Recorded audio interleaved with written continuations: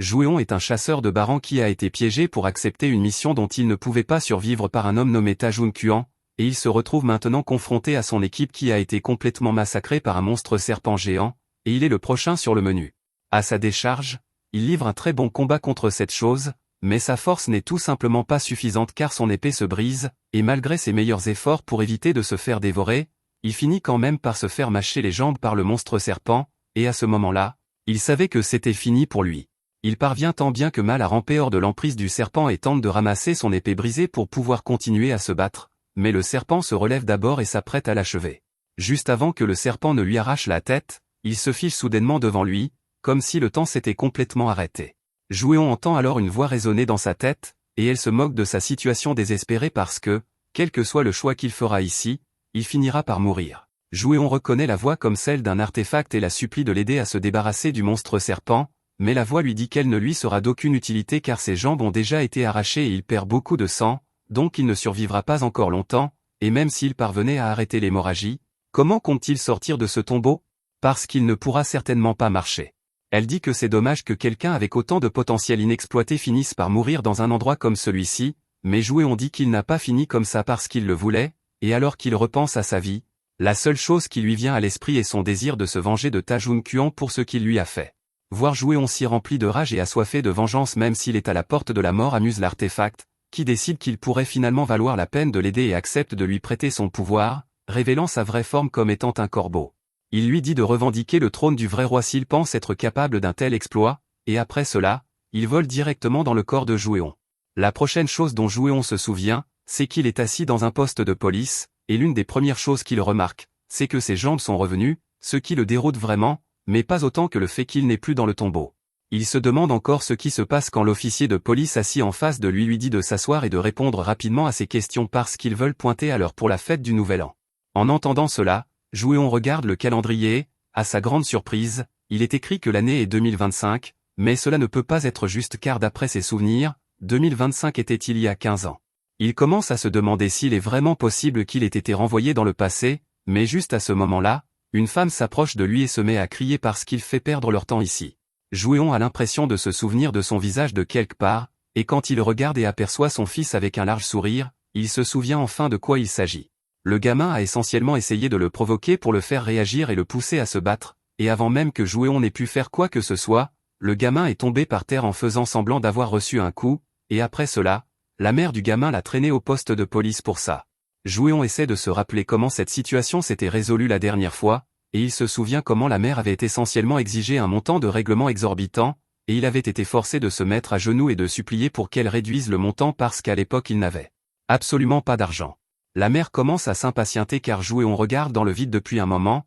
donc elle lève la main et s'apprête à le gifler, mais soudain, les années d'entraînement de combat intensif de Jouéon s'activent face à la menace de blessure corporelle, et il attrape son bras avant qu'elle ne le frappe. Cela choque tout le monde sur place, y compris lui, car il ne pensait pas que son corps serait capable de bouger aussi vite à ce stade, mais passant outre, il lui crie dessus et lui dit d'arrêter déjà parce qu'ils savent tous que c'est son fils qui a commencé cette bagarre, et pourtant elle est là à exiger une compensation aussi scandaleuse pour ce gamin gâté. Le garçon entend Jouéon l'appeler un gamin gâté et se fâche, donc il se précipite sur lui, mais les compétences de Jouéon s'activent à nouveau, et avant que le garçon ne puisse le frapper, il effectue un judo flip qui projette le gamin au sol. Faire cela confirme définitivement à Jouéon qu'il a conservé toutes les compétences de combat qu'il a acquises au fil des ans, et si tout se passe comme la dernière fois, il devrait enfin pouvoir renverser la situation en sa faveur. Cependant, un instant plus tard, il revient à la réalité et réalise qu'il vient de faire un judo flip au gamin au milieu d'un poste de police, donc il va certainement avoir des problèmes pour ça. Quelques minutes plus tard, Jouéon est enfermé dans une cellule de prison pendant que la mère crie qu'il a frappé son fils, et il aurait pu plaider la légitime défense pour éviter d'être enfermé, mais honnêtement, il s'en fiche puisque, dans quelques jours, une fois que les reliques apparaîtront, le monde deviendra de toute façon un désert sans loi, donc un casier judiciaire n'aura pas beaucoup d'importance. De plus, comparé à tout ce qu'il a traversé dans sa vie précédente, passer quelques heures dans une cellule de prison n'est pratiquement rien. D'après ce dont Jouéon se souvient, cette année, de violents tremblements de terre commenceront à se produire partout dans le monde, et des structures appelées tombeaux émergeront, et ces tombeaux contiendront des artefacts possédant un pouvoir immense, et par conséquent, des gens du monde entier s'aventureront dans les tombeaux à la recherche de ces reliques. Par chance, Jouéon était l'une de ces personnes, et il a réussi à tomber sur une relique dans un tombeau après d'énormes efforts et un travail acharné, et il pensait que cela allait être son ticket pour une belle vie puisque l'excavation de reliques était très lucrative. Mais il aurait dû savoir que ce ne serait pas si facile car peu de temps après, de grandes entreprises ont commencé à monopoliser les donjons, faisant en sorte que personne à part elles ne puisse avoir accès aux reliques. Puis elles vendaient ces reliques pour des millions aux enchères. Au début, les gens ont essayé de résister aux entreprises parce que ce n'était pas juste qu'elles aient exclu tout le monde des tombeaux, mais avec la puissance de feu militaire dont elles disposaient, personne n'a pu leur tenir tête. Les gouvernements n'ont pas non plus pu les arrêter car les reliques étaient déjà devenues trop précieuses pour être ignorées, et quiconque avait assez de pouvoir voulait les contrôler. Pour la plupart des gens, c'est là que leurs rêves de pillage de tombeaux se sont terminés, mais Jouéon était une exception car, grâce à ses compétences exceptionnelles en matière de pillage de tombeaux, il a été recruté par un homme nommé Tajun Kuan, le président de TKBM, un grand monopoliseur de donjons, et par conséquent, il a été autorisé à continuer le pillage de tombeaux, mais il a également été forcé de gérer tout le sale boulot de Tajun, la contrebande, le vol et le meurtre pour des reliques, tout cela uniquement pour remplir les poches de Tajun, et la seule raison pour laquelle il supportait tout cela était qu'il pensait que c'était sa seule chance d'avoir une vie meilleure. Cependant, à la fin, il a eu la malchance de tomber dans un piège dans le dernier tombeau qu'il a pillé. Il ne veut pas que cela se reproduise, donc il doit se préparer à tirer pleinement parti des tombeaux tant qu'il le peut encore. Cependant, c'est beaucoup plus facile à dire qu'à faire car, bien qu'il ait ses souvenirs et ses compétences de combat de sa vie passée, cela seul ne suffira pas. Il doit se préparer à commencer l'excavation dès que possible, mais il n'a aucune idée de comment faire dans sa situation actuelle. Juste à ce moment-là, Jouéon voit un ensemble de lumières brillantes juste devant son visage, et au début il pense qu'il hallucine, mais ensuite la lumière change de forme et l'appelle un voleur qui peut à peine tenir une pelle. Jouéon réalise que cela doit être l'œuvre d'une relique et il suppose que c'est ce corbeau qu'il a rencontré juste avant de mourir, donc il se lève et lui crie de se montrer et d'arrêter de se cacher. Cependant, rien n'apparaît après tout ce qu'il dit, et la seule chose qui change est que son panneau système affiche désormais une barre de progression lui indiquant qu'il est à un quart du déverrouillage d'une compétence d'espion. La mission dit qu'il est maintenant capable de détecter tout ce qui l'entoure dans un rayon de 1 mètre. Jouéon pense toujours que Corbeau est derrière cet écran de statut et lui dit d'arrêter de traiter sa vie comme un jeu,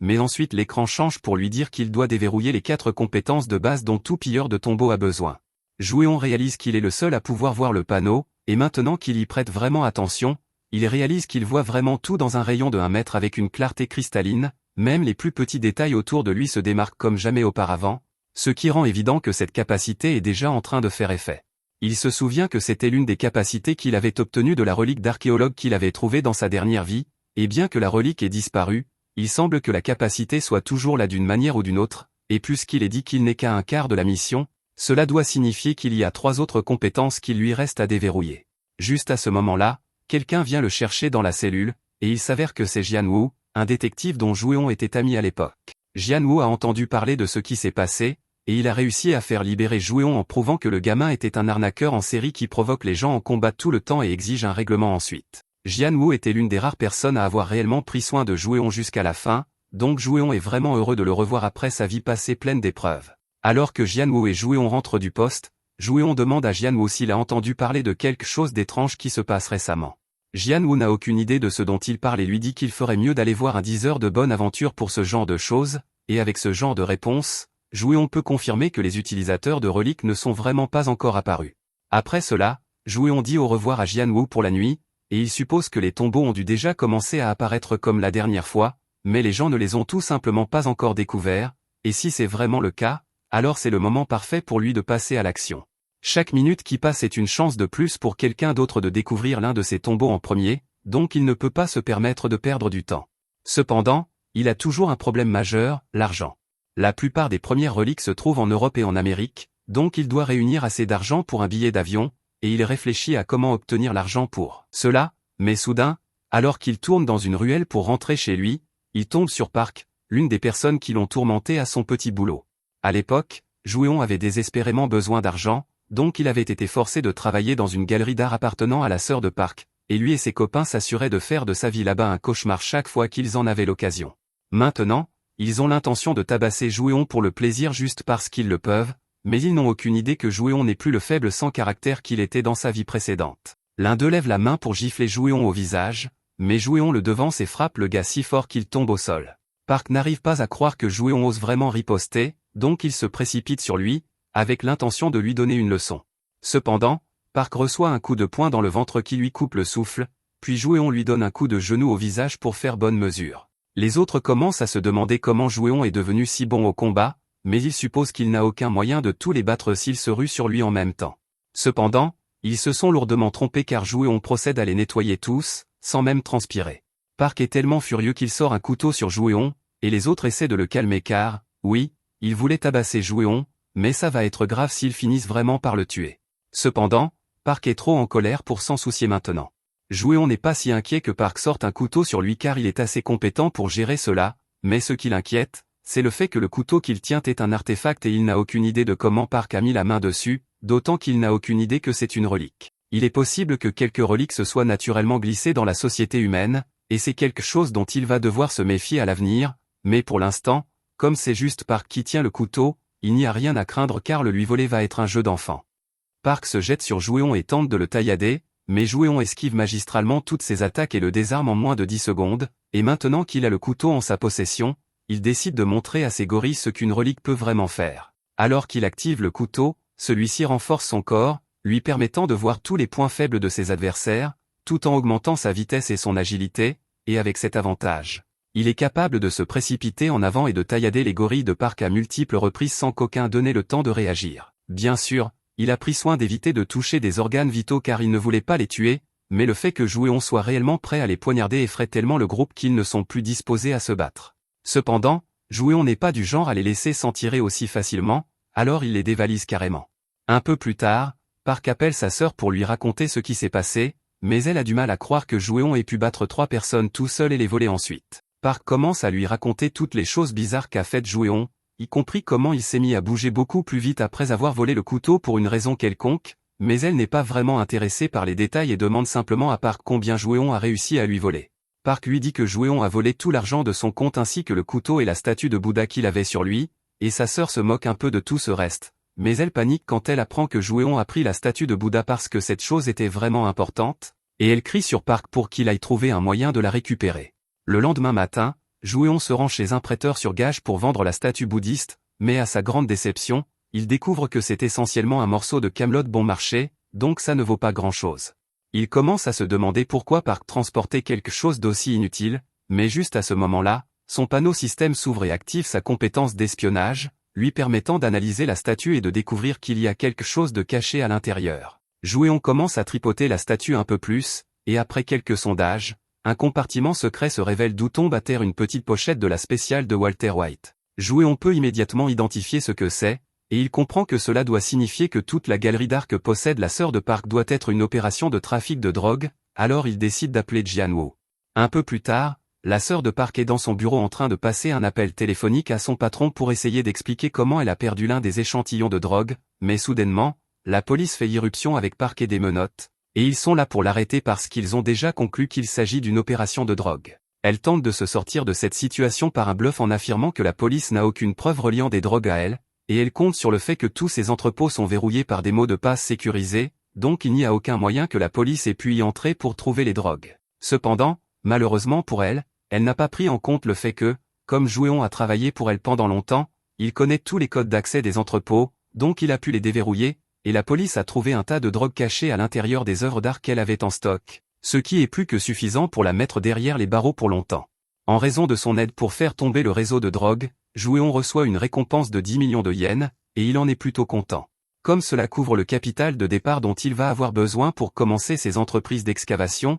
il prévoit de commencer à travailler là-dessus demain, mais alors qu'il rentre chez lui, il est choqué de découvrir que son appartement a complètement disparu car une structure géante a émergé juste au-dessus. Jouéon ne s'inquiète pas tant pour ses affaires, mais plutôt pour le fait qu'un tombeau soit déjà apparu dans ce pays, et il ne s'attendait pas à ce que cela arrive si tôt. Pendant ce temps, en bas de la base du tombeau, une femme nommée Linda Walker, venue d'Amérique, vient d'arriver sur les lieux, et elle dit au QG qu'ils ont eu de la chance avec celui-ci car il semble que le gouvernement de ce pays n'ait pas encore réalisé à quel point les tombeaux sont précieux, donc il devrait être facile pour eux de s'emparer du trésor pour eux-mêmes. Cependant, alors qu'elle dit cela, elle remarque un homme nommé Rui à proximité, et les deux semblent se connaître car, tout comme Linda, Rui fait partie des très rares à connaître les tombeaux, et il n'a pas l'intention de laisser passer une chance comme celle-ci. Le fait qu'il y ait des gens qui connaissent les tombeaux aux alentours rend le plan de Jouéon plusieurs fois plus difficile qu'il ne l'était déjà, mais il entend Linda mentionner que son groupe apporte des explosifs pour essayer de forcer l'entrée, et sur cette base, Jouéon peut dire que les gens n'ont pas encore compris comment traiter correctement les tombeaux, et Jouéon prévoit de profiter de cela pour vider le tombeau avant qu'ils aient une chance de le repérer. Jouéon trouve une section de glyphes du tombeau dont il prédit qu'elle mènera à l'entrée, alors il commence à les suivre. Les glyphes du tombeau sont essentiellement le langage des reliques, et les reliques adorent beaucoup écrire sur elles-mêmes, donc si vous faites attention à ce que disent les glyphes, vous devriez être capable de comprendre exactement comment vider n'importe quel tombeau. Jouéon finit par trouver la section qui est censée être l'entrée principale, alors il sort son couteau et taillade le pilier pour ouvrir le tombeau, et alors qu'il fait cela, le sol commence à trembler et une lumière aveuglante jaillit du sol. Rui et Linda voient tous les deux cela se produire et ils sont tous les deux absolument stupéfaits car aucun d'eux n'a jamais vu quelque chose de tel se produire avec un tombeau auparavant, mais ils ne sont pas prêts de manquer leur opportunité de s'emparer de l'artefact. Alors ils sautent tous les deux sans hésiter avant que la porte ne se ferme. Pendant ce temps, à l'intérieur, Jouéon s'est déjà frayé un chemin jusqu'à la zone principale du tombeau, et grâce au glyphe, il a pu comprendre que celui-ci est basé sur l'histoire du garçon qui a laissé tomber sa hache dans la rivière et à qui on en a proposé une en or et une en argent à la place, donc il a une bonne idée de la manière dont il est censé passer l'épreuve. Il commence par jeter son couteau dans l'eau, et alors qu'il fait cela, un serpent géant émerge, demandant qui a encore perdu un trésor dans son lac. Jouéon attire son attention, et une fois que le serpent le repère, il commence l'épreuve et ouvre sa bouche pour révéler deux couteaux, demandant à Jouéon lequel de ceux-ci est le sien. Jouéon sait que le piège de ce test est que s'il accepte celui en or ou en argent, sachant qu'il n'est pas le sien, le serpent va le manger, alors il admet qu'aucune des lames n'est la sienne, et le serpent le félicite pour son honnêteté avant de sortir le vrai couteau de Jouéon. Selon la légende originale, après qu'il ait confirmé que c'est bien son couteau, le serpent est censé le récompenser en lui accordant à la fois les armes en argent et en or, mais Jouéon ne veut pas faire les choses de cette façon, alors au lieu de confirmer que le couteau est le sien, il l'attrape et taillade la bouche du serpent. Le serpent crie de douleur et exige de savoir ce que Jouéon pense faire alors qu'il était sur le point de réussir l'épreuve, mais Jouéon dit qu'il ne fait pas confiance à tout ce que disent les reliques. Après tout, même s'il avait joué le jeu et réussi l'épreuve du serpent de la bonne manière, il est à peu près sûr que toute récompense que le serpent lui aurait fournie l'aurait transformé en un tueur dérangé. Le serpent n'arrive pas à croire que Jouéon connaisse réellement sa malédiction secrète, mais Jouéon se souvient que dans sa vie antérieure, la relique du serpent a été obtenue par cette femme américaine, et elle a fini par devenir une tueuse en série à cause de cela. Donc il n'est pas prêt de laisser cela lui arriver aussi. Jouéon saute alors en l'air et plante le couteau en plein dans le crâne du serpent et lui ordonne d'admettre sa défaite et d'en finir rapidement. Le serpent refuse d'abandonner et de laisser Jouéon le réclamer, alors Jouéon enfonce le couteau encore plus profondément et lui dit qu'il n'a pas le choix ici. Le serpent commence à se débattre dans la douleur et tente de secouer Jouéon, mais Jouéon refuse absolument de lâcher prise. Il y a deux façons pour un pilleur de tombeaux d'obtenir une relique, soit en ayant une haute affinité et en faisant accepter à la relique de le rejoindre, soit en utilisant la domination et en battant essentiellement la relique jusqu'à ce qu'elle soit forcée d'obéir à vos ordres. La plupart des pilleurs essaient d'acquérir le plus d'affinité possible car c'est le moyen le plus facile d'obtenir une relique à leur côté sans combat, mais ayant appris la véritable nature des reliques dans sa vie antérieure, Jouéon n'a aucune intention d'essayer de s'entendre avec les reliques du tout. Le serpent continue d'essayer de toutes ses forces de s'éloigner de Jouéon, mais en vain, et avant longtemps, le serpent perd la force de riposter et est forcé de se soumettre à Jouéon, se transformant en la relique de la hache en or et en argent. Ayant réussi à excaver ce tombeau, Jouéon a maintenant 3 de ses 4 compétences de pilleur de tombeaux débloquées, donc il n'en a plus besoin que d'une maintenant, mais il ne sait pas comment s'y prendre, donc il s'apprête à chercher des informations, mais juste à ce moment-là, il reçoit une notification lui indiquant qu'il vient de recevoir le titre de maltraiteur de reliques, et par conséquent, sa domination a augmenté, mais son affinité a également été réduite. Jouéon ne se soucie pas que son affinité soit réduite, mais il déteste le fait qu'on l'appelle un maltraiteur, alors il crie après le système pour lui faire passer un mauvais rôle. Juste à ce moment-là, Jouéon entend des pas s'approcher, et il ne veut pas être repéré ici, alors il se cache immédiatement pendant que Linda et Rui entrent dans la salle du boss. Rui est excité et s'approche du lac avant de laisser tomber une relique dans l'eau pour pouvoir commencer l'épreuve. Linda demande ce qu'il fait, alors Rui explique que le prophète de son groupe lui a dit que tout ce qu'il aurait à faire serait de jeter une relique dans le lac pour que les choses commencent, mais rien ne se passe pour le moment. Linda est surprise d'apprendre que le groupe de Rui possède vraiment une relique de prophétie, mais juste à ce moment-là, toute la grotte commence à trembler et il semble qu'elle soit sur le point de s'effondrer, alors Linda et Rui prennent la fuite pour s'échapper avant d'être enterrés vivants. De retour en ville, les gorilles de Park sont tous au bureau, paniquant car ils ne savent pas quoi faire maintenant que Park et sa sœur ont été arrêtés. Ils n'ont aucun moyen de gérer l'entreprise par eux-mêmes, et ils ne savent pas comment gagner de l'argent autrement, alors ils se mettent à maudire Jouéon pour avoir causé tout cela. Cependant, juste à ce moment-là, Coria reçoit un appel de Jouéon, et ils paniquent tous car ils ont peur de Jouéon après la raclée qu'il leur a infligée la dernière fois, mais ils répondent quand même parce qu'ils ont aussi peur de ce qu'il pourrait leur faire s'ils ne répondent pas à ses appels. Jouéon leur crie immédiatement dessus pour avoir mis si longtemps à répondre et les menace de les tabasser pour cela. Il leur dit qu'il a une petite commission qu'il veut qu'ils fassent pour lui chez Midas, mais quand Corilla entend le mot Midas, il panique parce qu'il se souvient que Midas est la plus grande maison de vente aux enchères du monde située à Las Vegas, et si Jouéon peut y entrer, alors il devrait pouvoir découvrir ce que Tajoun manigance en ce moment. Il leur demande d'aller à la vente aux enchères de ce mois-ci et de chercher un homme utilisant l'alias Jacques Quément puisqu'il sait que c'était l'alias de Tajoun, mais Corilla demande comment ils sont censés accéder à un événement aussi haut de gamme, et Jouéon lui dit qu'il va devoir trouver un moyen par lui-même. Bien sûr, Jouéon les paiera bien pour le travail, donc les frais ne seront pas un problème, et il ne leur donne pas vraiment le choix ici car soit ils font ce qu'il dit, soit il les bête à mort parce qu'il n'a pas oublié toutes les fois où ils l'ont harcelé avec Park. Le lendemain matin, Jouéon achète tout l'équipement dont il va avoir besoin pour son prochain raid de tombeau, mais alors qu'il sort du magasin, il finit par percuter Rui. Il est surpris de le voir ici, mais si Rui est dans les parages, alors cela doit signifier qu'un autre tombeau est sur le point d'apparaître car Jouéon se souvient qu'à cette époque, le groupe de Rui possédait un artefact de prophétie qui pouvait les informer de ce genre de choses à l'avance. Il remarque également que Rui lui-même semble avoir un artefact, et il ne sait pas ce qu'il fait, mais il va le voler quoi qu'il arrive. Pour créer une diversion, Jouéon asperge sa boisson sur Rui, et tout en faisant semblant de l'aider à se nettoyer, il lui pickpocket l'artefact, et avant même que Rui ait eu une chance de réaliser que quelque chose n'allait pas, le sol commence à trembler alors que le tombeau se manifeste, donc Jouéon s'enfuit, laissant Rui confus. Un instant plus tard, Rui reçoit un appel du QG lui disant qu'une nouvelle prophétie vient d'arriver, donc il voulait l'informer qu'il doit faire attention car la même personne qui l'a battu pour le tombeau précédent est à proximité, et en entendant cela, Rui réalise que la personne en question doit avoir été Jouéon.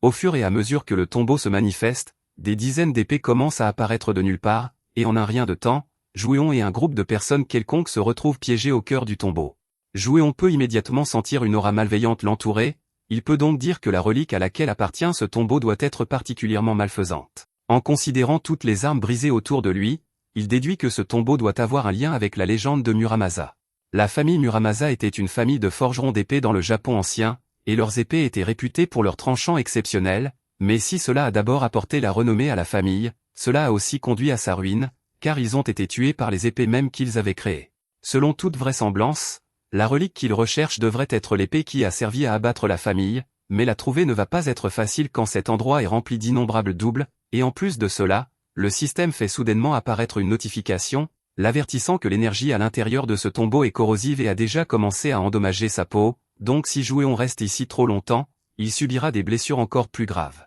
Au début, il ne pense pas que cela va être un si gros problème, puisqu'il n'a qu'à trouver la relique le plus rapidement possible et sortir d'ici, mais cela s'avère être beaucoup plus difficile qu'il ne le pensait, car cet endroit est absolument immense. Il pensait avoir un avantage pour trouver les reliques, puisque la hache dorée a une capacité qui lui permet de raisonner avec d'autres artefacts, mais à ce rythme, il ne s'approchera jamais assez près pour en localiser précisément l'emplacement. Il regrette de ne pas avoir simplement attendu et suivi ce type, pour qu'il le mène jusqu'à la relique, mais juste à ce moment-là, Jouéon entend les cris d'un groupe de personnes à proximité. Il se précipite pour voir ce qui se passe, et c'est là qu'il trouve un groupe de civils piégés dans une fosse, dont l'un a été possédé par une épée maudite. Elle continuera probablement à attaquer les gens jusqu'à ce qu'ils soient tous morts, s'il n'intervient pas bientôt, mais ces personnes ne se sont pas retrouvées là-bas toutes seules, donc Jouéon suppose que Rui a dû les sacrifier pour progresser dans le tombeau. Pour confirmer sa théorie, il crie dans le trou et demande aux gens si un type louche les a poussés là-dedans, et l'un des hommes lui dit que c'est exactement ce qui s'est passé, et ensuite, après les avoir poussés, ce pont est apparu de nulle part. Pour l'instant, Jouéon décide d'aider à secourir les gens, afin qu'ils puissent lui montrer par où Rui est passé, et pour ce faire, il décide de tester l'artefact en corde qu'il a volé à Rui plus tôt. En prime, le fait d'avoir pickpocketé Rui plus tôt a valu à Jouéon une compétence de dextérité, qui était la dernière compétence nécessaire pour son kit de départ de pilleur de tombes, donc le système le félicite d'avoir rempli les conditions et informe Jouéon qu'une récompense l'attendra une fois qu'il aura quitté les ruines. Il a hâte de voir ce qu'il obtiendra quand il en aura fini ici, mais d'abord, il doit s'occuper de ce gâchis, alors il glisse dans la fosse. Alors que la fille se tourne pour l'attaquer, Jouéon la repousse avec son couteau. Il pourrait gagner ce combat facilement, mais il ne veut pas vraiment lui faire de mal, car il sait qu'elle n'est qu'une victime de la malédiction de ce tombeau, donc au lieu de la tailler en pièces, Jouéon utilise la corde pour l'attacher. Une fois qu'elle est complètement entravée, elle sort enfin de la malédiction. Maintenant qu'elle est prise en charge, Jouéon se tourne vers les autres et demande si l'un d'eux a vu dans quelle direction Rui est allé,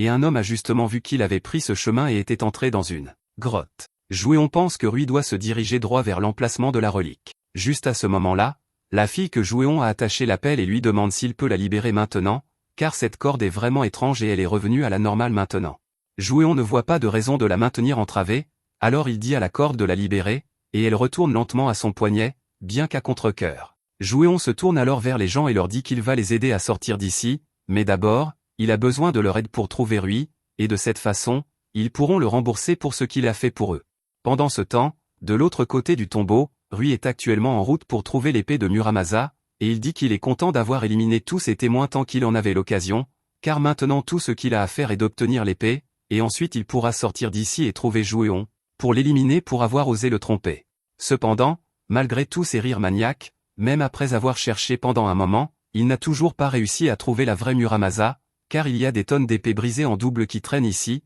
et il n'a aucune idée de à quoi la vraie est censée ressembler. Il a passé tellement de temps à chercher ici que Jouéon et les autres ont réussi à le rattraper, et dès que les gens aperçoivent Rui, ils se rassemblent tous et se jettent sur lui. Rui les supplie d'arrêter, mais la foule est trop enragée pour s'en soucier, et alors qu'il continue à le frapper, il commence à se demander comment cela a pu arriver, puisqu'aucune de ces personnes n'aurait dû pouvoir s'échapper de cette fosse, mais il voit alors Jouéon le regarder avec un énorme sourire sur le visage, et il comprend enfin que c'est lui qui est derrière tout cela. Puisque Jouéon sait que la relique doit être dans les parages, il active sa hache et l'utilise pour scanner la zone, afin de trouver Muramasa, et il ne lui faut pas longtemps pour la localiser. Mais quand il la ramasse, il entend soudain la voix de la hache le félicitant de l'avoir trouvée, et lui disant que, pour revendiquer son pouvoir, Jouéon devra tremper la lame dans le sang de 10 humains. Jouéon rit et demande si c'est l'épreuve ici, et Muramasa confirme, disant que le sang des humains est la seule chose qui peut la satisfaire. Elle dit ensuite à Jouéon de se dépêcher de tuer ces humains là-bas, mais Jouéon refuse catégoriquement, et commence à utiliser la domination pour forcer Muramasa à se soumettre. Muramasa tente de résister, mais Jouéon est bien trop fort, et avant longtemps, Muramasa est forcé de réabsorber toutes ses copies et de se restaurer sous le commandement de Jouéon. Jouéon aide ensuite les gens à s'échapper de la fosse, comme il l'avait promis, mais alors qu'il grimpe, il remarque une silhouette familière qui tente de s'enfuir avec eux, alors il attrape Rui et lui dit qu'il ne va nulle part. Rui réalise qu'il est complètement à la merci de Jouéon ici, alors il commence à essayer de le convaincre de le laisser partir, et propose de dire du bien de lui auprès de son gouvernement, pour que Jouéon soit bien récompensé. Il propose même d'obtenir pour Jouéon la relique de la prophétie, et Jouéon lui demande comment il compte faire ça, alors que la relique ne peut être utilisée que par son propriétaire, mais Rui dit qu'il y a une entreprise qui peut s'en occuper pour lui. En l'entendant mentionner une entreprise qui soutient les pilleurs de tombes, Jouéon presse Rui pour obtenir plus d'informations, et quand il découvre que l'entreprise en question était KBM, l'entreprise appartenant à Tajun, il a entendu tout ce qu'il avait besoin d'entendre,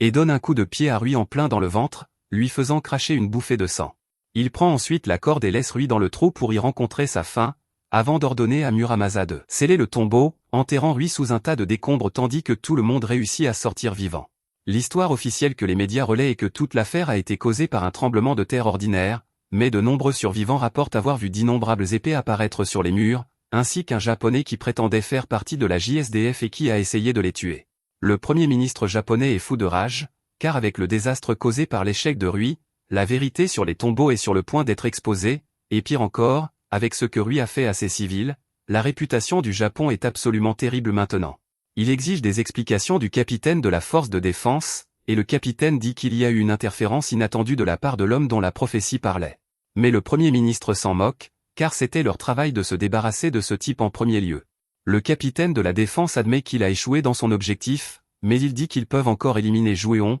puisque, avec le livre de prophétie, ils peuvent suivre ses mouvements et le cibler directement. Pendant ce temps, dans la salle de bain d'un motel, Jouéon fait une pause pour évaluer l'étendue de ses blessures, et c'est assez grave. Le poison de la relique s'est déjà répandu sur tout son bras, et le fait qu'il ait utilisé la domination sur Muramasa a empiré les choses. La domination est une épée à double tranchant, bien qu'elle lui permette d'ignorer les épreuves des reliques et de forcer les reliques à se soumettre à lui, elle a un inconvénient, car plus la relique est puissante, plus elle peut résister et riposter, et si Jouéon continue à faire les choses de cette façon, il réalise que son corps ne tiendra pas longtemps. Juste à ce moment-là, le système réapparaît et dit à Jouéon que sa récompense est enfin prête, et il lui donne le choix entre une récompense de la voie de l'affinité ou une récompense de la voie de la domination. Jouéon sélectionne évidemment la récompense de la voie de la domination, car même si cela l'endommage, dominer les reliques reste bien mieux que d'être manipulé par elles, et le système procède à l'attribution de sa récompense, qui s'avère être une pilule. Le système l'informe qu'il s'agit d'une relique consommable de haut grade, et Jouéon est un peu sceptique quant à la pilule au début, mais il se dit simplement, si je meurs,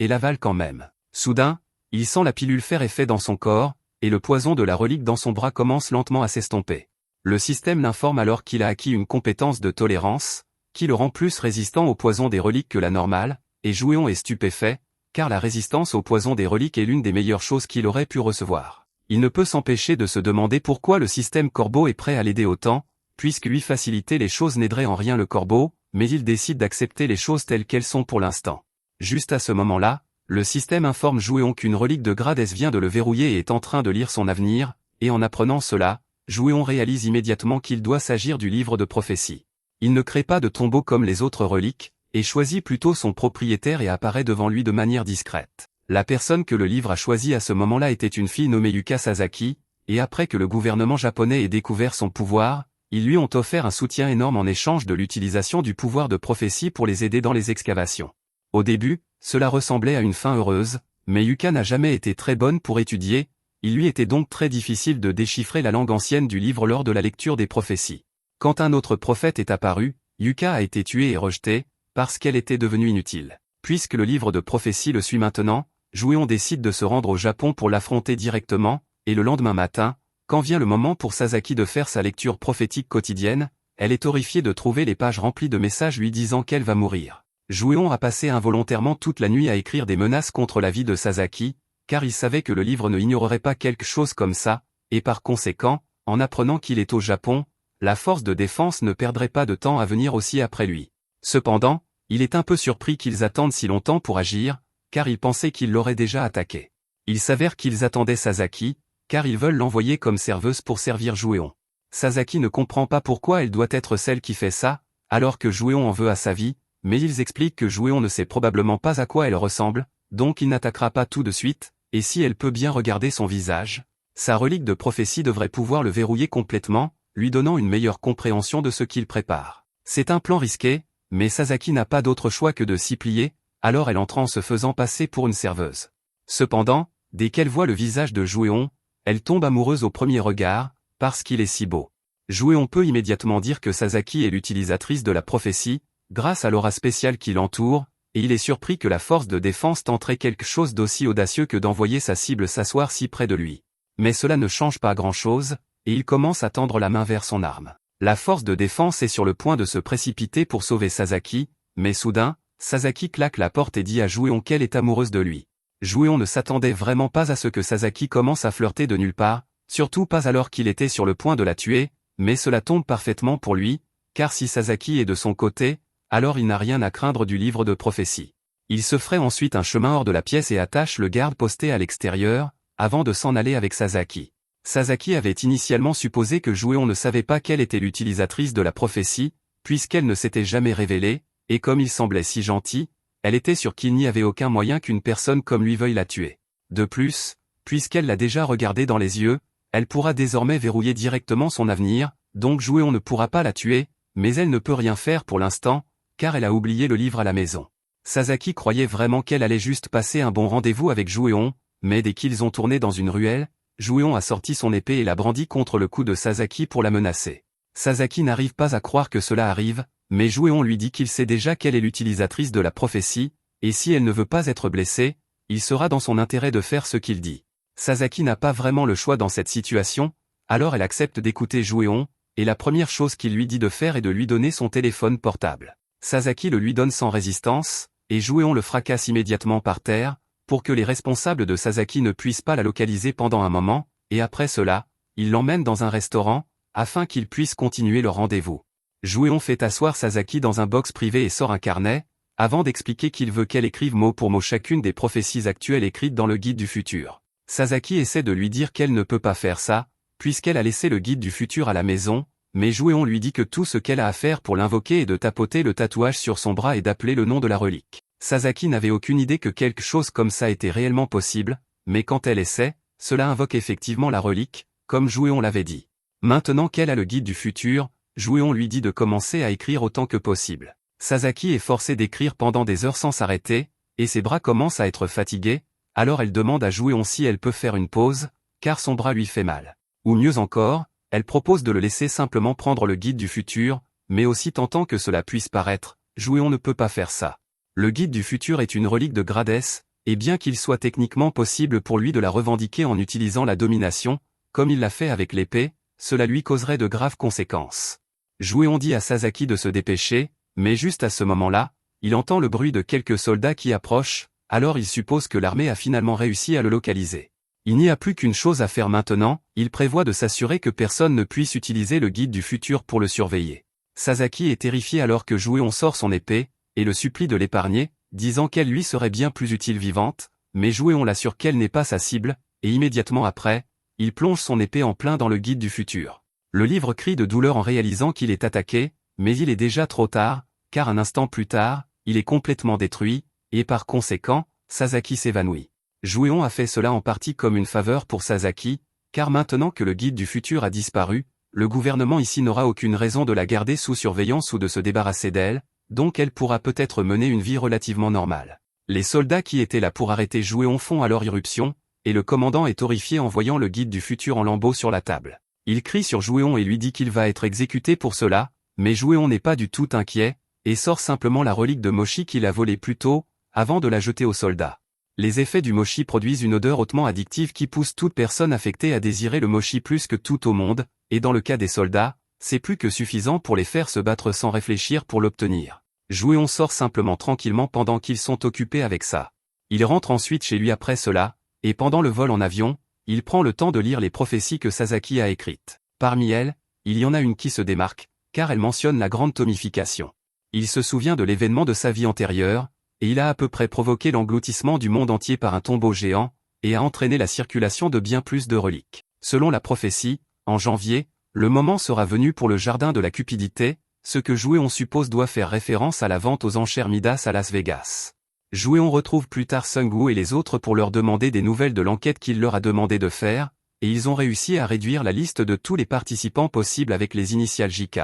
Jouéon parcourt le document, et il trouve un type dont il est convaincu qu'il s'agit absolument de Tajun. Si Tajun est là, alors il doit y avoir une relique assez légendaire mise en vente à l'enchère. Jouéon feuillette le catalogue de la maison de vente aux enchères, mais il est un peu confus, car aucun des articles ici ne semble être de grade divin. Cela dit, il y a quand même quelque chose ici qui valent la peine d'être enchérir, donc Jouéon décide qu'il pourrait viser certains d'entre eux. Som pense que Jouéon doit plaisanter, car la plupart des articles de cette vente aux enchères commencent à 1 milliard, et il ne pense pas que Jouéon ait autant d'argent. Cependant, bien qu'ils aient raison sur le fait que Jouéon manque d'argent en ce moment, ils ne pensent pas que ce soit un gros problème, car, après tout, ils sont à Vegas, donc gagner un peu d'argent ne devrait pas être un problème. Le premier endroit où Jouéon se rend est les machines à sous du casino, et après avoir joué un moment, il a réussi à accumuler plus de 4 jackpots d'affilée. Les autres n'ont aucune idée de la façon dont Jouéon réussit à gagner autant, et cela attire tellement l'attention que même la sécurité du casino est appelée, car ils sont sûrs que Jouéon doit tricher d'une manière ou d'une autre. Cela dit, le casino ne peut pas simplement le mettre à la porte, puisqu'ils n'ont pas de preuves, alors l'agent de sécurité demande à Jouéon de se soumettre à une fouille. Jouéon n'a rien à cacher, alors il accepte, et effectivement, l'agent de sécurité ne trouve rien sur lui. L'attention de l'agent se tourne alors vers le petit bijou doré dans la main de Jouéon, et lui demande ce que c'est, alors il dit que c'est juste un truc qu'il a acheté à la boutique de cadeaux, parce qu'il aimait la couleur. L'agent ne voit rien de mal à cela, et comme il n'a rien trouvé sur Jouéon, il le laisse à contre-cœur retourner jouer. Mais en réalité, le canif est en fait la hache dorée, que Jouéon avait temporairement transformée pour la rendre plus facile à transporter. La capacité de la hache d'or lui permet d'attirer la richesse vers son utilisateur, ce qui signifie qu'aussi longtemps que Jouéon la tient, il ne peut pas perdre. Il pourrait continuer à gagner aux machines à s'il le voulait, mais il pense qu'il a déjà attiré trop d'attention ici, alors il décide de partir pour l'instant, et demande aux autres de rassembler tous les gains pour qu'ils puissent sortir. Juste à ce moment-là, un homme arrogant entre dans le casino, et Jouéon le reconnaît immédiatement, car c'est Ido Takuya, l'un des principaux laquais de Tajun, et l'homme qui entre après lui n'est autre que Tajun lui-même. Tajun n'a actuellement aucune idée de qui est Jouéon, puisqu'ils ne se sont jamais rencontrés dans cette chronologie, mais Jouéon va s'assurer que Tajun souffre pour tout ce qu'il lui a fait subir dans le futur. Juste alors, la hache d'argent commence à s'agiter, et tandis que la capacité de la hache d'or attire la richesse vers Jouéon, la capacité de la hache d'argent l'avertit quand quelque chose va lui prendre sa richesse, donc Jouéon peut dire que quelque chose de mauvais est sur le point d'arriver. Jouéon remarque alors un groupe de personnes autour de lui sombrer dans le désespoir, alors qu'elles commencent à perdre de l'argent inexplicablement, et un instant plus tard, il repère la personne responsable de tout cela. C'est une belle femme nommée Irene Holton, et bien qu'elle ait l'air parfaitement normale, elle est en réalité la propriétaire d'une relique de grade divin. Dans la chronologie précédente, Jouéon se souvient que les propriétaires des reliques de grade divin étaient connus comme les rois du destin, de la conquête et de l'abondance, et enfin, Irene était connue comme la reine de la faillite. Partout où elle allait, les gens autour d'elle étaient victimes d'une série de malheurs inexpliqués,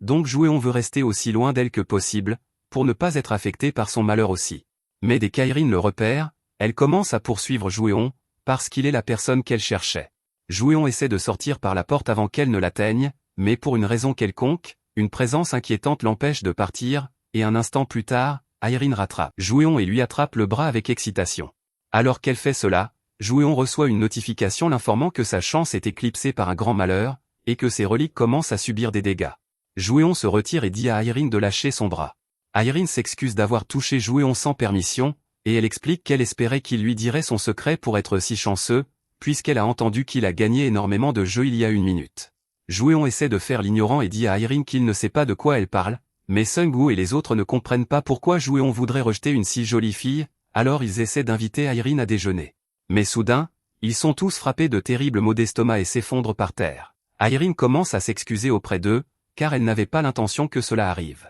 Jouéon s'enfuit vers la porte, car il ne veut pas finir comme ces trois-là, mais à cause de la malchance, il se cogne la tête contre celle-ci à la place. Irene lui demande s'il va bien, mais Jouéon lui dit que tout cela est sa faute pour commencer, et Irene en est consciente, c'est pourquoi elle voulait parler à Jouéon en premier lieu. Elle explique qu'elle a récemment remarqué que partout où elle va, le malheur s'abat sur les gens autour d'elle, alors elle voulait demander l'aide de Jouéon pour inverser sa chance, afin qu'elle puisse apporter bonne chance aux gens à la place. Jouéon est surpris d'entendre Irene dire cela, car elle ne ressemble en rien à l'Irene qu'il a connue dans sa vie antérieure. Juste à ce moment-là, l'écran de statut réapparaît et informe Jouéon que sa compétence de tolérance s'est activée, et qu'elle atténue actuellement les effets du malheur d'Irene. Comme il n'est plus affecté, cela donne une excellente idée à Jouéon. Rien qu'en étant près d'Irene, il peut renforcer sa compétence de tolérance, et en plus de cela, s'il l'emmène avec lui dans la salle des enchères, elle causera du malheur aux autres enchérisseurs et réduira la concurrence de Jouéon. Irene lui demande s'il est prêt à l'aider, et Jouéon dit qu'il peut l'assister,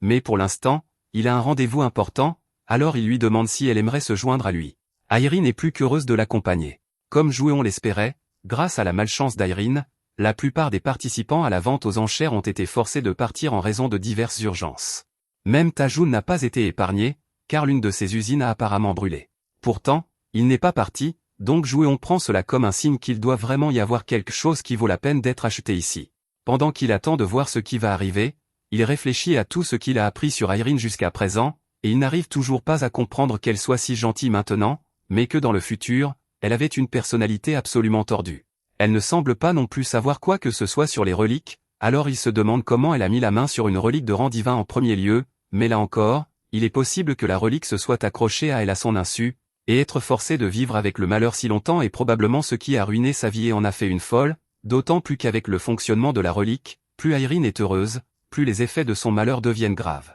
La vente aux enchères se déroule exactement comme Jouéon s'y attendait, et juste au moment où elle est sur le point de se terminer, l'hôte annonce qu'ils ont un article spécial à vendre qui a été omis de leur catalogue. Quand Jouéon le voit, ses yeux s'illuminent, car il peut dire qu'il s'agit d'une relique connue sous le nom d'arbre de vie.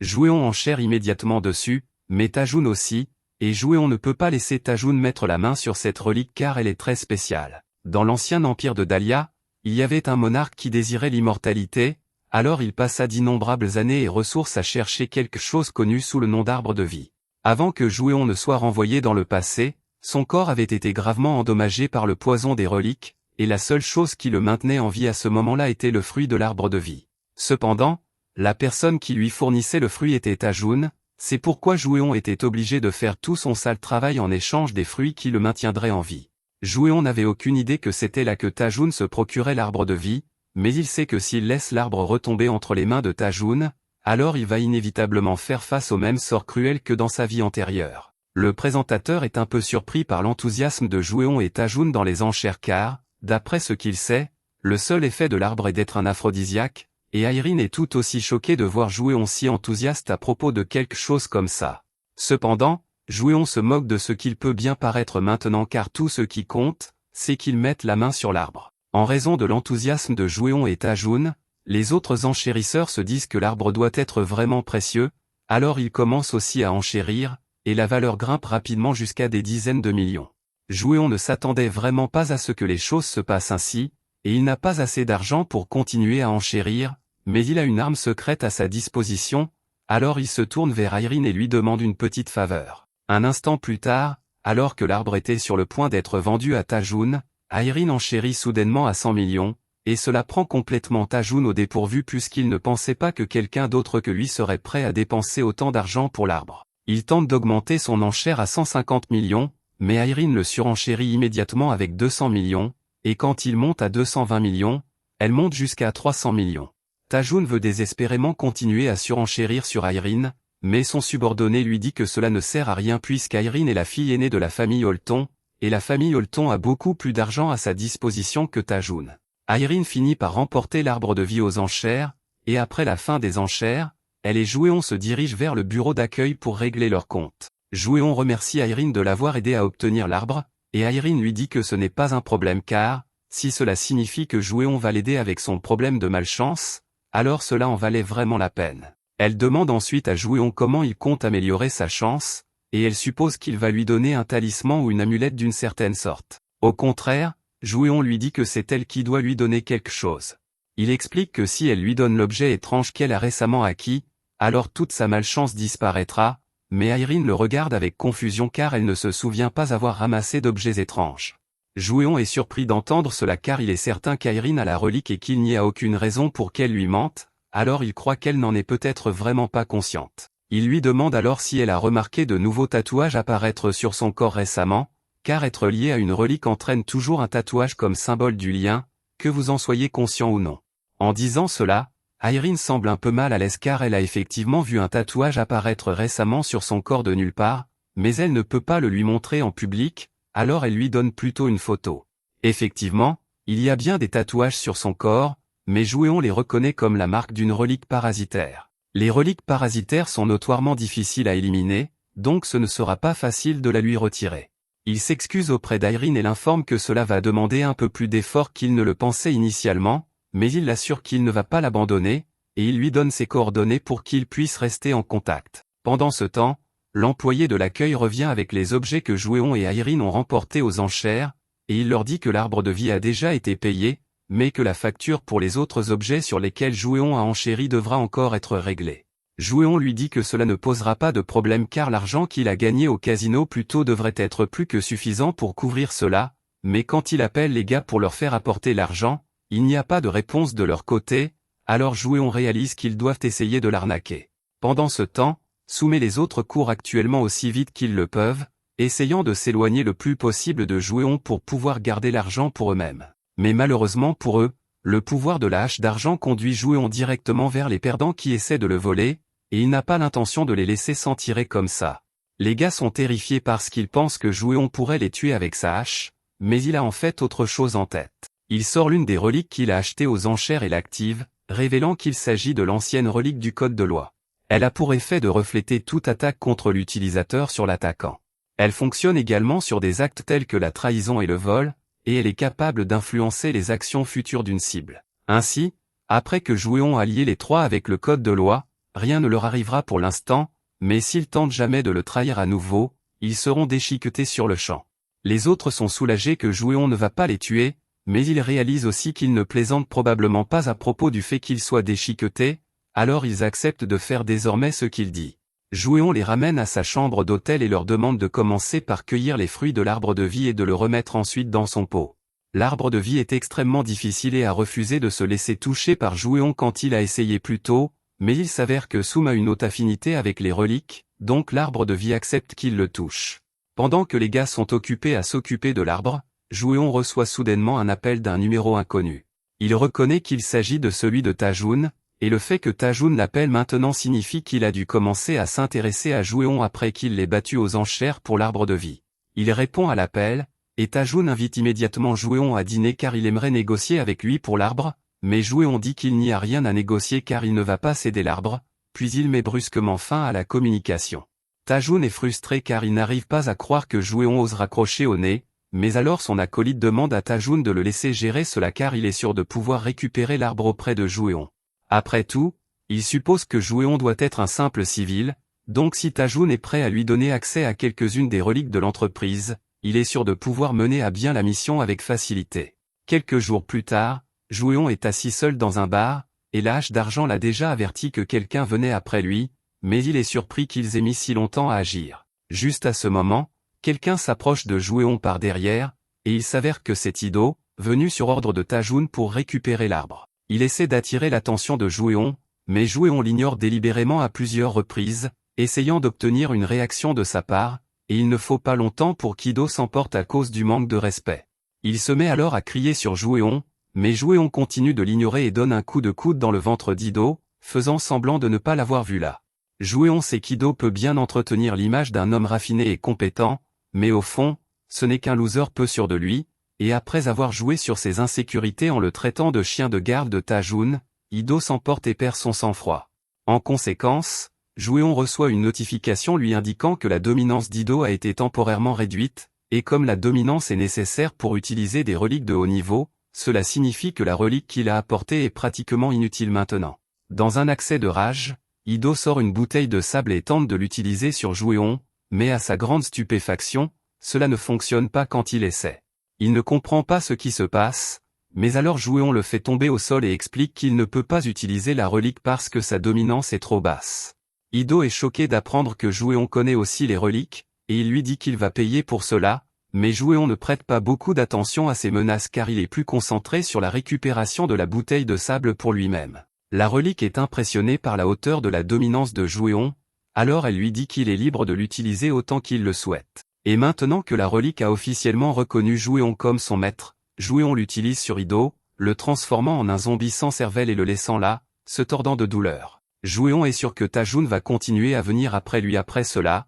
mais une démonstration comme celle-ci devrait au moins le ralentir un peu. Quelques jours plus tard, Tajun est appelé au poste de police pour récupérer Ido parce qu'il s'est fait arrêter après avoir agi comme un zombie au bar pendant des heures. Tajun n'arrive pas à croire qu'Ido ait effectivement échoué à récupérer l'arbre auprès de Jouéon, mais d'abord, il demande à ses autres subordonnés d'aller récupérer le sablier auprès d'Ido car il ne peut pas se permettre de perdre une relique aussi précieuse. Cependant, ces hommes lui disent que lorsqu'Ido a été arrêté, le sablier ne faisait pas partie de ses affaires, alors il croit que Jouéon l'a volé. Alors que Tajun réalise cela, son sang commence à bouillir de rage, et il dit à ses hommes d'aller contacter un homme nommé Nogami car ils doivent changer de stratégie s'ils veulent traiter avec Jouéon. Pendant ce temps, du côté de Jouéon, il vient d'atterrir chez lui, et il est ravi de la façon dont ce voyage s'est bien passé pour lui car il a réussi à mettre la main sur une tonne de reliques utiles. Mais alors qu'il s'apprête à rentrer chez lui, il est soudainement accueilli par le représentant légal de Tajun, Masiko. Jouéon s'était dit qu'elle finirait par se manifester tôt ou tard, et elle dit qu'elle aimerait discuter de quelque chose avec Jouéon, alors il accepte de l'écouter pour l'instant. Ils s'assoient ensemble dans un café de l'aéroport, et Masiko présente un contrat à Jouéon, lui disant que Tajun a reconnu son talent et est prêt à lui offrir un contrat de travail avec une prime de signature de 100 millions et un salaire mensuel élevé s'il accepte de travailler pour lui. Jouéon réfléchit à l'offre pendant environ 2 secondes avant de la refuser car il ne veut plus jamais travailler pour Tajun, quelles que soient les circonstances. Masiko lui dit de bien réfléchir car si Jouéon refuse cette offre, alors Tajun pourrait s'en prendre directement à lui ou aux personnes qui lui sont chères. C'est clairement une menace, mais Jouéon ne se sent pas vraiment menacé. En fait, il propose de montrer à Masiko à quoi ressemble une véritable menace alors qu'il sort le sablier. Masiko rit et dit que Jouéon doit bluffer car il n'y a pas de chance qu'il utilise une relique dans un restaurant aussi bondé, mais Jouéon ne s'est jamais vraiment soucié de garder les reliques secrètes du public, donc être en public ne l'arrêtera pas. Quand Masiko réalise que Jouéon est vraiment sérieux, elle se lève brusquement de sa chaise, effrayée, et sort une relique à elle pour tenter d'assommer Jouéon, mais Jouéon active la relique du code de loi pour refléter son attaque contre elle, et une fois qu'elle est à terre, il utilise ensuite le sablier pour la rendre complètement incapable. Un peu plus tard, la police est appelée car il y a eu des signalements concernant une femme causant un scandale et agissant comme un zombie à l'aéroport, et lorsque la nouvelle parvient à Tajun, il devient encore plus en colère. Maintenant que Masiko a échoué, il va devoir prendre les choses en main. De retour du côté de Jouéon, il est en train d'inspecter les reliques qu'il a réussi à récupérer sur Masiko, mais juste à ce moment, il entend la voix du corbeau dans sa tête lui disant qu'il doit sortir de là car quelque chose de très dangereux approche. Jouéon n'a pas l'intention d'obéir aux ordres de la relique du corbeau, surtout après qu'elle soit restée silencieuse et ne se soit pas montrée depuis qu'il a été régressé, mais le corbeau lui dit qu'il va le regretter s'il ne part pas immédiatement. Malgré ces avertissements, Jouéon continue d'essayer de discuter avec le corbeau pour comprendre quel est son but, mais juste à ce moment, Tajun apparaît derrière Jouéon, et il active immédiatement l'une de ses reliques sur les subordonnés de Jouéon, leur causant une douleur immense, tout cela pour démontrer le genre de pouvoir qu'il détient. Jouéon sort immédiatement son couteau et court derrière Tajun, avant de lui placer la lame contre la gorge. Tajun est impressionné par la façon dont Jouéon sait utiliser les reliques, mais il lui dit qu'il est complètement dépassé et commence à charger une autre attaque de domination, forçant Jouéon à battre en retraite. Cependant, soudainement, même si Tajun essaie toujours d'attaquer, il ne peut plus utiliser son pouvoir, et la raison est que, pendant que Jouéon était derrière Tajun plus tôt, il a utilisé ses compétences de pickpocket pour voler les reliques dans la poche avant de Tajun. Ce sont des reliques consommables de grade divin, mais Jouéon n'a pas assez de domination pour les utiliser maintenant, il va donc devoir les garder pour plus tard. Tajun a peut-être perdu 2 de ses reliques, mais cela ne signifie pas qu'il n'a plus d'option, car il lui reste encore la relique de la conquête, qui lui permet de forcer ses ennemis à se soumettre à lui. Comme c'est une relique parasitaire, Jouéon n'a aucun moyen de savoir où elle se trouve sur le corps de Tajun, il ne peut donc pas la pickpocket. Pour aggraver les choses, Tajun porte également une relique d'armure, ce qui le rend incroyablement durable, donc essayer de l'éliminer immédiatement ne fonctionnera pas. Jouéon essaie d'avertir Tajun que,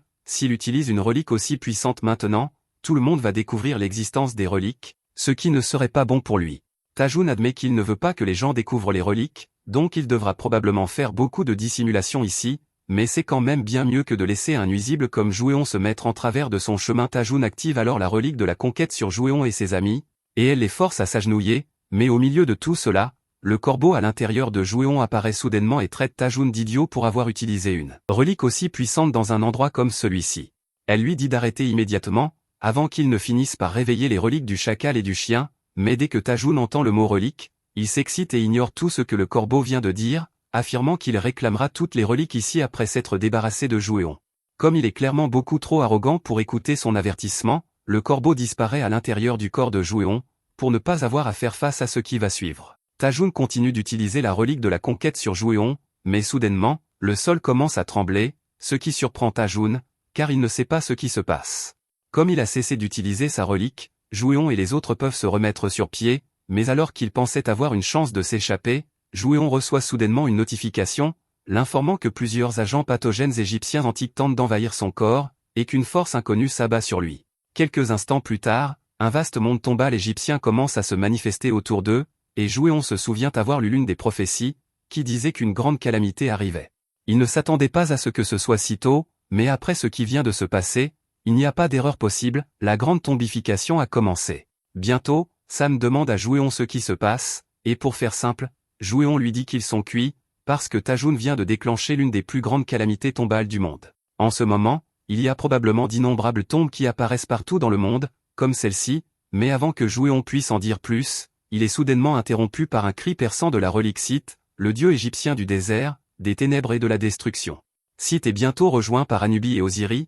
sous la forme d'un collier parlant, et Jouéon est émerveillé qu'il y ait 3 reliques de grade divin, tout au même endroit. Osiris est furieux que de simples humains osent troubler leur sommeil, mais Sith est convaincu que ce n'est rien de plus qu'une coïncidence, car il refuse de croire que les humains posséderaient ce genre de pouvoir. Mais, juste à ce moment-là, il détecte une odeur familière et commence à renifler, essayant de comprendre ce que c'est. Anubis et Osiris lui demandent ce qu'il fait, alors il leur dit qu'il sent l'odeur de ce corbeau traître qui s'est rangé du côté des humains sur Jouéon, mais les autres ne pensent pas que ce soit possible, puisque le corbeau a été scellé il y a longtemps. Quoi qu'il en soit, Sith prévoit de tuer ces humains pour l'avoir dérangé, et dès que Jouéon l'entend dire cela, il sort la pierre de la loi et l'active, pour pouvoir se défendre. Sith rit de lui, car il n'arrive pas à croire que Jouéon pense qu'une relique de bas niveau comme celle-ci est suffisante pour tenir tête à une relique de niveau divin comme lui, mais alors que Sith tire un rayon sur Jouéon, à cause du fonctionnement de la capacité de la pierre perdue, toute la force du rayon de Sith est renvoyée vers lui. Jouéon se moque maintenant de Sith pour être assez simple d'esprit pour juger une relique uniquement sur son rang.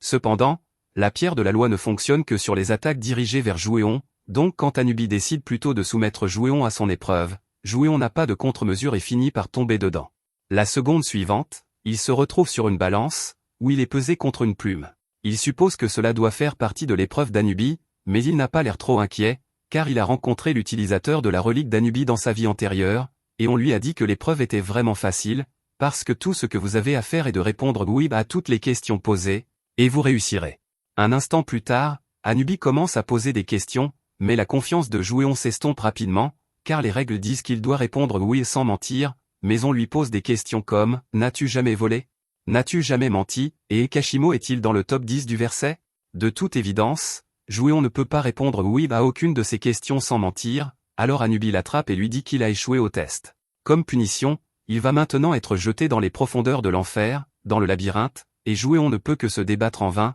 tandis qu'Anubis l'y jette. En atterrissant, Jouéon est surpris de voir qu'il est toujours en vie. Mais cela ne signifie pas qu'il est en sécurité ici, car cet endroit ressemble à une lande désolée avec d'innombrables cadavres éparpillés partout, et Jouéon découvre bientôt la raison de tous ces cadavres, car une horde de momies mortelles apparaît soudainement et se précipite vers lui. Comme Jouéon est toujours techniquement à l'intérieur de l'épreuve d'Anubis, il n'a pas le droit d'utiliser ses reliques ici, ce qui signifie que la seule chose qu'il peut faire pour se défendre est de ramasser un vieil os à proximité et d'essayer de l'utiliser comme arme. Tout cela doit avoir pour but qu'Anubis veuille regarder ses victimes souffrir, alors qu'elles essaient de survivre dans une situation sans issue comme celle-ci, et Jouéon ne veut pas donner à Anubis la satisfaction de le regarder mourir ici, mais secrètement, Jouéon n'a pas vraiment le choix. Car il n'y a pas grand-chose qu'il puisse faire avec un os, et il ne faut pas longtemps avant qu'il ne soit submergé. Cependant, alors qu'il est sur le point de faire face à sa mort certaine, soudainement, le corbeau se manifeste devant Jouéon pour lui sauver la mise, et elle lui dit qu'il ferait mieux d'être reconnaissant, car elle n'aime pas intervenir personnellement comme ça. Elle commence ensuite à utiliser son pouvoir pour sortir Jouéon de ce pétrin, et pendant ce temps, à l'extérieur, les autres regardent la sphère de l'épreuve d'Anubis flotter au milieu de la pièce. Sith et Osiris commencent tous deux à s'inquiéter un peu, car l'épreuve dure depuis un temps anormalement long, et Anubis ne devrait pas mettre autant de temps à se débarrasser d'un seul misérable humain. Mais, juste à ce moment-là, la chambre de l'épreuve commence à se fissurer, et ils sont tous sous le choc en voyant cela, car rien de tel ne s'est jamais produit auparavant. Peu de temps après, la chambre de l'épreuve est complètement brisée, et Jouéon est libéré, accompagné du corbeau. Anubis revient également, mais il a été assommé par le pouvoir du corbeau et est actuellement toujours inconscient. Osiris ne comprend pas ce qui s'est passé, mais Sith lui dit que le corbeau mangeur de reliques a dû le surpasser dans l'épreuve, et il maudit le corbeau d'avoir pris le parti des humains et de s'être allié à eux pour voler le pouvoir des reliques il y a toutes ces années. C'est la première fois que Jouéon entend parler de tout cela, alors il demande au corbeau si c'est vrai, et elle ne dit rien, mais elle ne le nie pas non plus, ce qui indique à Jouéon que c'est probablement vrai.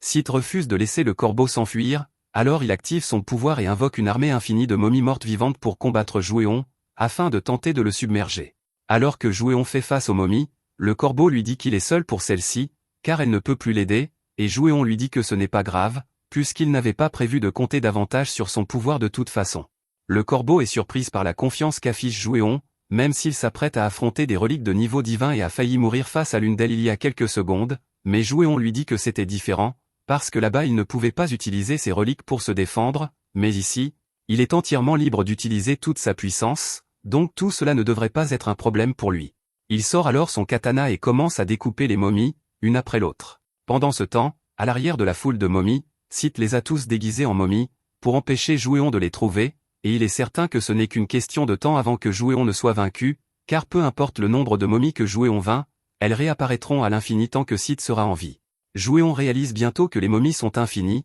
car les tuer les unes après les autres ne la menait nulle part, alors il décide de changer de tactique et de cibler directement les reliques. Cependant, il n'a aucune idée de l'endroit où se trouvent les reliques, donc il va devoir faire preuve de créativité s'il veut les trouver. Juste à ce moment-là, Jouéon se souvient que le couteau funéraire qu'il possède est également une relique égyptienne, donc il pourrait avoir un certain lien avec les autres, et effectivement, dès qu'il invoque le couteau, celui-ci dit qu'il peut sentir la présence du Seigneur Sith à proximité, alors Jouéon lui demande de lui montrer le chemin, tandis qu'il continue de tailler dans les momies. Pendant ce temps, du côté des reliques égyptiennes, Anubis vient de se réveiller, et les autres sont contents de voir qu'il a enfin repris connaissance, mais il est un peu confus quant à ce qui se passe, alors il leur demande ce qui s'est passé. Les autres expliquent que le corbeau est apparu, et Anubis est choqué d'apprendre qu'elle a été désormais scellée, mais juste à ce moment-là, Jouéon parvient à localiser Anubis et les autres à l'arrière de la foule de momies, et maintenant qu'il sait où ils sont, il ne perd pas de temps pour trancher Sith en deux, ainsi qu'Osiris, les détruisant tous les deux.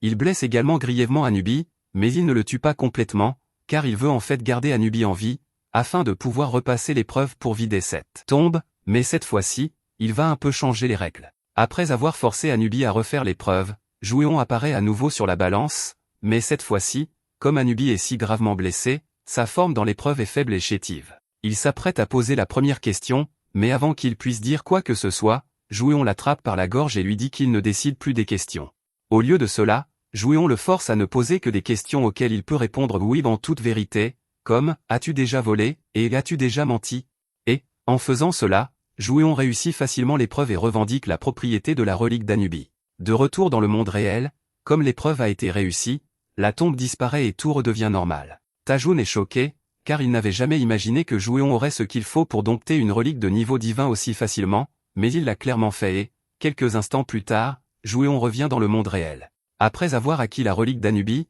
Jouéon a reçu un énorme bonus pour les reliques de type mort et sa statistique de tolérance, ainsi qu'un nouveau titre en tant qu'explorateur d'une grande tombe, mais il ne sait pas à quoi est censé servir ce titre. Juste à ce moment-là, Tajoun s'approche de Jouéon, et après avoir vu de ses propres yeux ce dont Jouéon est capable, Tajoun réalise qu'il ne devrait vraiment pas se faire un ennemi de lui, alors il s'excuse et propose à Jouéon un accord pour qu'ils travaillent ensemble, car il est sûr qu'il pourrait facilement régner sur le nouveau monde rempli de reliques. Mais Jouéon déteste déjà Tajoun plus que tout au monde, et voir Tajoun lui proposer un accord lui donne des flashbacks de son passé, alors Jouéon fait la seule chose raisonnable à faire dans une situation comme celle-ci, il utilise son épée pour trancher la gorge de Tajoun. La tête de Tajoun s'envole de son corps, mais un instant plus tard, sa tête se rattache à son corps, ce qui surprend un peu Jouéon. Il réalise que Tajoun doit posséder d'une manière ou d'une autre la relique du talon d'Achille, ce qui lui confère cette forme d'immortalité, mais compte tenu de la légende entourant cet artefact, Jouéon est certain qu'il doit y avoir une faiblesse qu'il peut exploiter.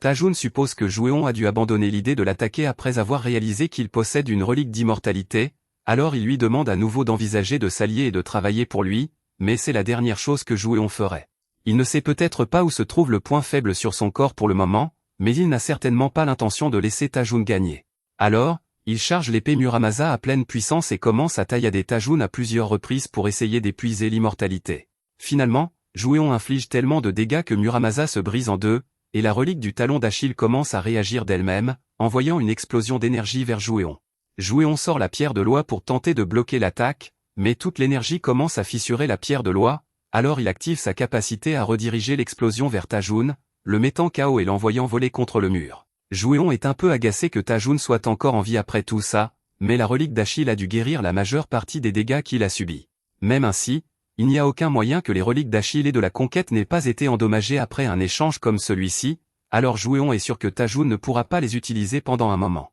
Cela dit, il en va de même pour lui, puisque Muramasa est complètement détruite et que la pierre de loi est également endommagée. Il va avoir besoin de les faire réparer s'il veut continuer à les utiliser, alors il téléphone à Irene et lui demande de l'aider à trouver un type nommé Yanaji Kotaru. Irene accepte d'utiliser ses relations pour le rechercher, mais malheureusement, lorsque Jouéon la retrouve plus tard pour savoir ce qu'elle a réussi à trouver, elle l'informe que Yanaji est déjà mort. Jouéon est choqué d'apprendre cela, mais Irene explique que son frère est un collectionneur d'art passionné et qu'il a récemment acheté un tableau de Yanaji. Cependant, ce tableau s'est avéré être un faux, et lorsque le frère d'Irene et ses amis ont poursuivi Yanaji pour qu'il paie pour les avoir escroqués, Yanaji a fini par traverser une glissière de sécurité et a fait une chute mortelle du haut d'une falaise. Jouéon ne s'attendait vraiment pas à cela. Il est presque sûr que Yanaji a bel et bien escroqué le frère d'Irene, puisque, dans le futur, Yanaji était connu comme le roi des fraudeurs, mais c'était aussi un utilisateur de reliques de restauration. Les reliques peuvent être endommagées ou détruites de toutes sortes de façons,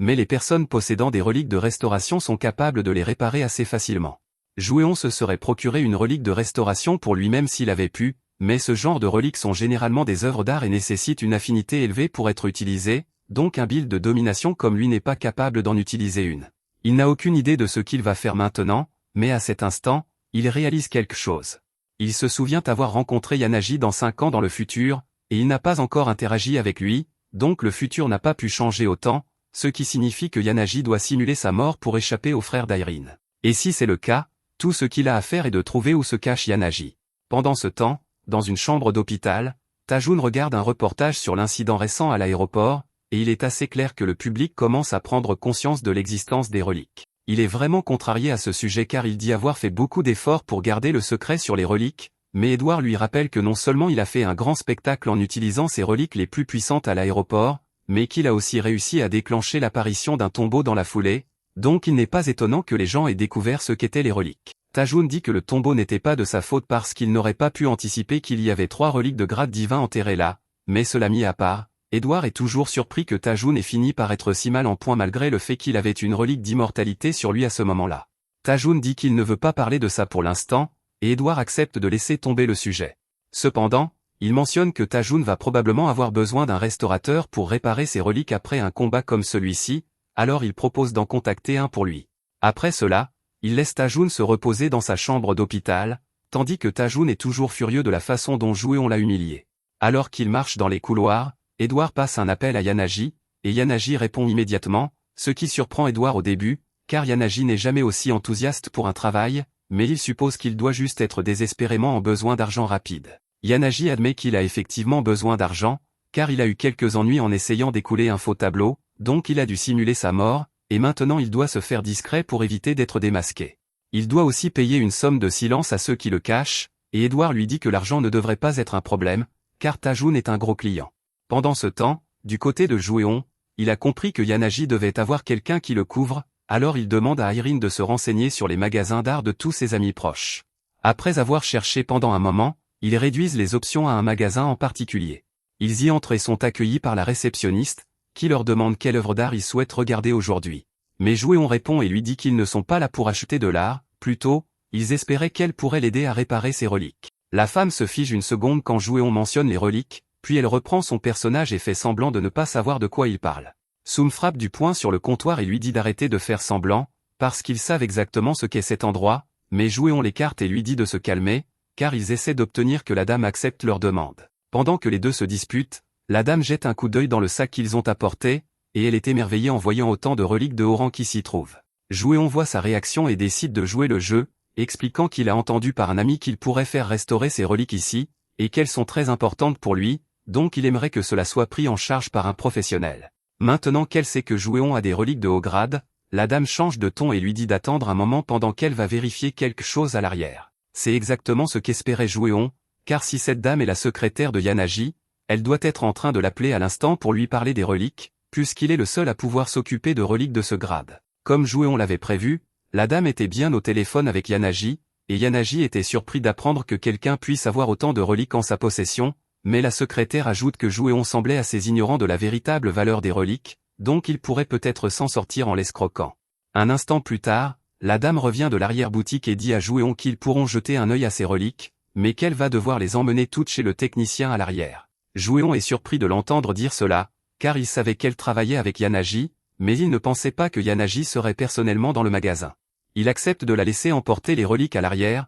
et quand elle les apporte à Yanagi, il est ravi, car il va pouvoir faire fortune en les vendant après avoir escroqué Jouéon. Sa secrétaire lui demande s'il est sûr que c'est une bonne idée, car elle craint qu'escroquer quelqu'un d'aussi puissant que Jouéon ne se retourne contre eux, mais Yanagi dit que ça va, car il peut créer des duplicata parfaits, donc Jouéon ne pourra pas faire la différence avant qu'il ne soit parti depuis longtemps. Yanagi possède également une relique de duplication, ce qui lui a valu le titre de roi des fraudeurs, et avec elle, il est capable de faire une copie indiscernable de n'importe quoi, y compris les reliques, bien que les copies ne durent qu'une demi-journée avant de disparaître. Après avoir fini de dupliquer toutes les reliques de Jouéon, Yanagi fait rapporter les faux à Jouéon par la secrétaire, en supposant qu'il ne remarquera pas la différence. Mais Jouéon s'attendait déjà à ce que ce soit des faux, et maintenant qu'il sait avec certitude que Yanagi est là derrière, il se met à courir vers l'arrière du magasin, tandis que Soum et les autres retiennent la secrétaire. Quelques instants plus tard, Jouéon fait irruption dans la pièce où se cachait Yanagi, et avant que Yanagi ait le temps de réagir, il utilise sa relique corde pour l'attacher et lui dit qu'il aimerait conclure un marché avec lui,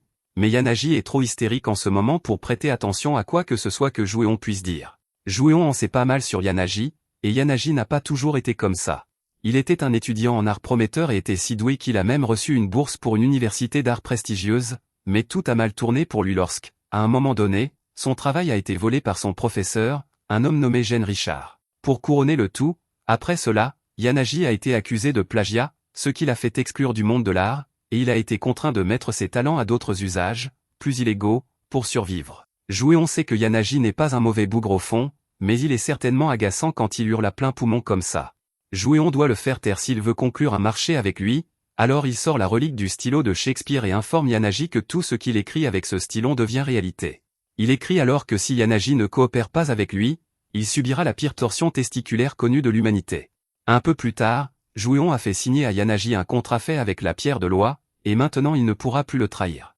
Yanagi n'arrive pas à croire qu'il va être coincé en tant qu'esclave de Jouéon à partir de maintenant, mais Jouéon fait remarquer que ce n'est pas un contrat d'esclavage, et il s'est assuré que les termes soient relativement équitables, avec un salaire de base de 6 000 $ et des primes chaque fois qu'il répare une relique de grade divin. Mais, quelle que soit l'équité de ces conditions, il ne peut pas vraiment faire confiance à Yanagi pour réparer ses reliques de grade divin tant qu'il n'aura pas gagné sa confiance. Il décide d'essayer d'apprendre à se connaître et se présente à Yanagi, mais Yanagi n'a pas envie de se présenter pour le moment. Alors Jouéon en profite pour mentionner qu'il a entendu une rumeur selon laquelle Yanagi a été exclu de l'école d'art pour avoir plagié le travail de son professeur, mais entendre cela plonge Yanagi dans une rage, car il est catégorique, il n'a rien plagié. Il n'a aucune idée de ce qui s'est passé, et ce serait une chose si son professeur avait copié les œuvres qu'il avait déjà créées, mais il a même réussi à copier des tableaux auxquels Yanagi avait seulement pensé, et cela le rend fou depuis. Après avoir entendu cela, Jouéon dit à Yanagi qu'il est possible que son professeur ait utilisé une relique pour voler ses idées dans son esprit.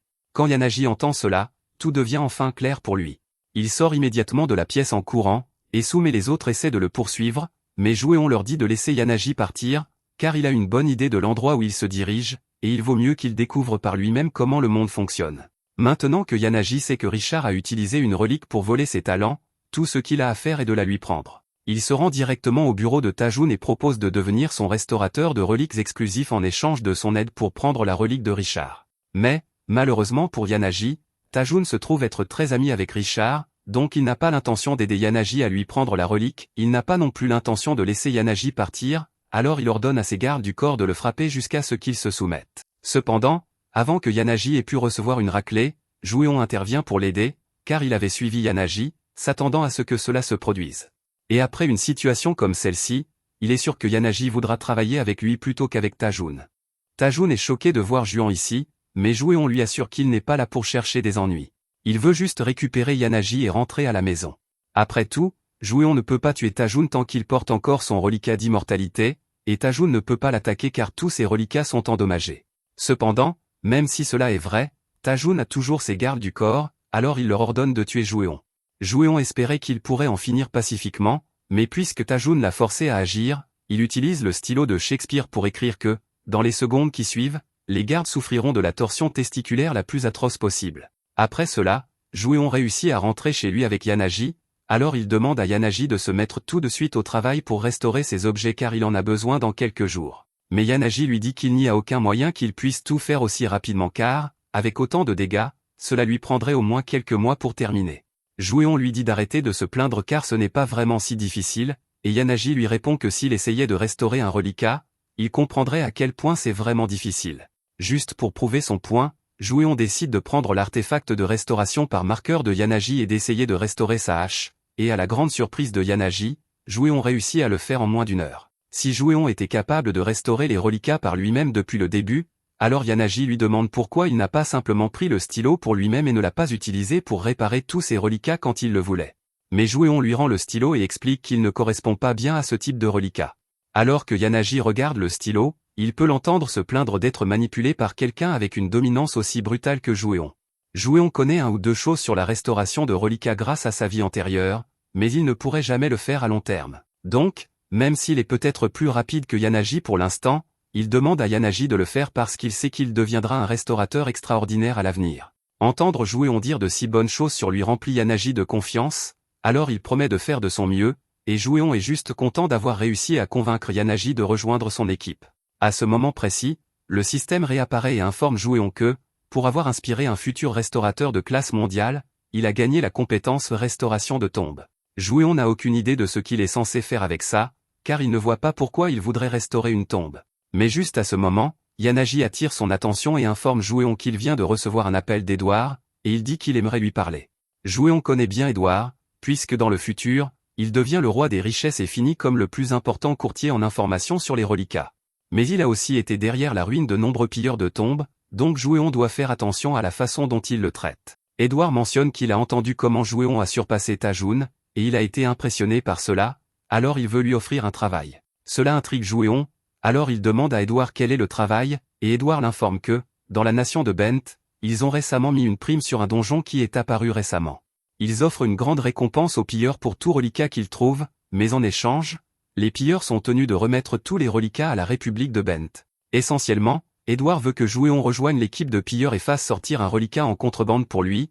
et il est prêt à payer à Jouéon le prix qu'il veut pour le faire. Jouéon écoute tout cela et peut immédiatement dire qu'Edward doit travailler pour quelqu'un, car il ne choisirait jamais d'entrer en conflit avec Bent pour un seul reliquat. Edward est impressionné que Jouéon ait réussi à comprendre cela si rapidement, mais il admet que la demande vient de quelqu'un d'autre. Quand Jouéon demande qui c'est, on l'informe que celui qui a fait la demande est le général Kira Clark des États-Unis. Jouéon est surpris d'entendre cela, puisque Kira était connue comme la reine de la guerre dans le futur, et si elle s'intéresse au reliquat de Bent, cela doit être assez important. Il dit qu'il comprend et dit à Edward qu'il accepte la mission, alors lui et Yanagi se dirigent immédiatement vers Bent. Pour y aller, Jouéon demande à Irene de les emmener dans son jet privé. Une fois qu'ils sont tous en l'air, Yanagi commence à s'excuser abondamment auprès d'elle pour avoir escroqué son frère avec un faux, et Irene est clairement toujours contrariée à ce sujet. Mais Jouéon lui demande de reporter cette discussion à plus tard, car malgré l'apparence de Yanagi, il peut en fait être assez utile. Il explique que lui et Yanagi vont l'aider avec son problème de reliquat,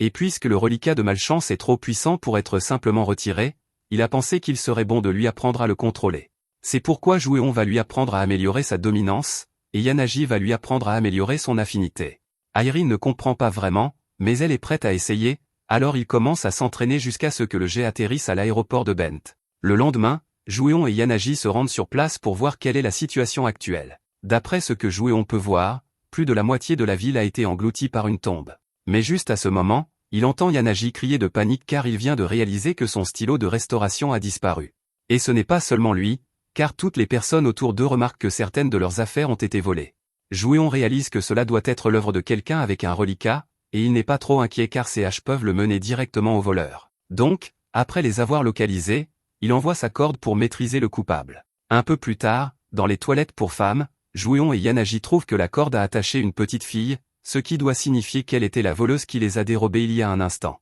Yanagi se sent un peu mal d'attaquer une petite fille comme ça, mais Jouéon ne se sent pas mal du tout, car tant que quelqu'un est un utilisateur de reliquats, il est une cible légitime en ce qui le concerne. Cela dit, il est sûr qu'elle n'est pas venue seule, alors il lui demande avec qui elle est. La fille lui dit qu'il y a des tonnes de personnes dans son équipe, donc Jouéon ferait mieux de la libérer s'il ne veut pas qu'ils viennent après lui. Jouéon suppose que son équipe est ici pour réclamer le reliquat aussi, et si c'est le cas, alors cela doit signifier que Kira les a aussi embauchés. Si Kira est prête à aller si loin pour mettre la main sur ce reliquat, alors Jouéon est sûr qu'il doit être assez utile, donc il commence à envisager de le prendre pour lui-même au lieu de le remettre. Yanagi panique quand il entend Jouéon dire cela, car il sait qu'ils auront des ennuis s'ils ne remettent pas le reliquat à Kira. Mais Jouéon explique que c'est pourquoi ils vont lui donner un faux à la place. Yanagi panique encore plus en entendant cela, car il n'arrive pas à croire que Jouéon s'attende vraiment à ce qu'il escroque l'une des personnes les plus puissantes du monde. Il essaie de refuser, mais Jouéon lui donne une tape sur la tête et lui rappelle qu'avec la pierre de loi, il est obligé de suivre les clauses du contrat, ce qui signifie qu'il ne peut pas simplement faire marche arrière. Et en parlant de contrat, Jouéon prévoit de forcer la fille à en signer un aussi, donc elle sera obligée de lui obéir. Après cela, Jouéon prend tous les reliquats que Vivien a sur elle et la laisse partir. Une fois qu'elle retourne dans son équipe, elle les informe qu'elle a perdu tous ses reliquats. Thomas n'arrive pas à croire qu'elle ait été assez négligente pour perdre ses reliquats, et Vivien essaie d'expliquer que les reliquats ont en fait été volés. Mais ensuite, elle se souvient que le contrat que Jouéon lui a imposé dit qu'elle n'est pas autorisée à parler de lui ou de Yanagi à qui que ce soit, et si elle le fait, elle subira une torture insupportable. Cependant, elle a promis de les aider, alors elle décide de leur parler de Jouéon et Yanagi. Mais juste au moment où elle s'apprête à commencer à parler, la clause de punition de Jouéon s'active. Jouéon ne voulait pas que ce soit trop cruel, alors il a réglé la punition pour être une tonne de chatouilles, et Vivien tombe par terre en riant. Pendant ce temps, Jouéon et Yanagi se sont faufilés sur un cargo pour pénétrer dans la tombe, mais ils n'ont pas encore vraiment élaboré de plan. Yanagi demande si c'est vraiment sûr, mais Jouéon dit qu'avec l'implication de l'Amérique, ils ne peuvent pas perdre trop de temps car ils pourraient bien mettre la main sur le reliquat en premier. Un instant plus tard, la mer devient soudainement violente, et Jouéon réalise que le reliquat est enfin là. Un instant plus tard, des poissons monstres commencent soudainement à sauter sur le navire et à attaquer l'équipage alors que le reliquat annonce sa présence. Au début, Jouéon n'est pas trop inquiet, car l'équipage a réussi à abattre les monstres assez facilement. Cependant, après cela, toutes les personnes qui ont été mordues se sont transformées en zombies sans esprit sous le contrôle du reliquat, et le reliquat rit alors qu'il les envoie sur Jouéon et suppose qu'il ne se battra pas contre ses semblables. Mais Jouéon dit qu'il est en fait assez facile pour lui de gérer cela, car tout ce qu'il a à faire est de sortir le stylo de Shakespeare et d'écrire que toutes les personnes qui sont contrôlées cesseront de bouger et s'inclineront devant lui. Le reliquat est impressionné par la façon dont Jouéon a géré cela et dit qu'il est logique qu'il soit l'élu du corbeau. Mais maintenant, c'est Jouéon qui est surpris, car il ne comprend pas comment le reliquat a découvert son existence.